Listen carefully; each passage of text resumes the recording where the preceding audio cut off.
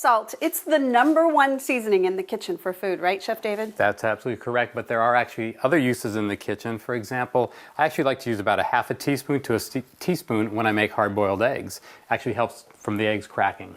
Oh, good to know. And you know, there's lots of other uses for salt around the house. For instance, if you have an iron that has a lot of gook on it, maybe you ironed something you weren't supposed to and it's stuck, well, here's how you can get it clean. Sprinkle a brown paper sack, even a piece of paper, with some salt. Doesn't have to be very much. Make sure your iron is nice and hot, but do not use the steam setting. And you just iron it and just keep going until that salt works kind of like an abrasive and it will get all of the stickiness off of your hot iron. That's a great idea. Also, it can clean your drains. In your kitchen, you might sometimes need to clean your drains. You need a hot, strong solution of salt and water, half a cup to about a quart or so of hot water, and that should clean your drains. And they don't smell. I like that.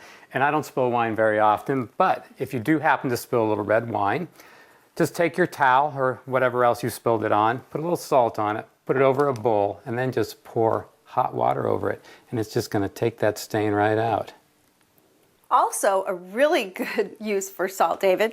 If you have a bottle of bubbly and an impromptu celebration, well, here's how you can get it cold really fast. You put it in a bucket, it doesn't have to be the one you're gonna serve from, and you add ice.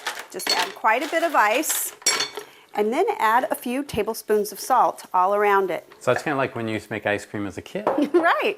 Then just keep adding your ice, then more salt. So you're kind of building up the layers all the way to the top of the champagne.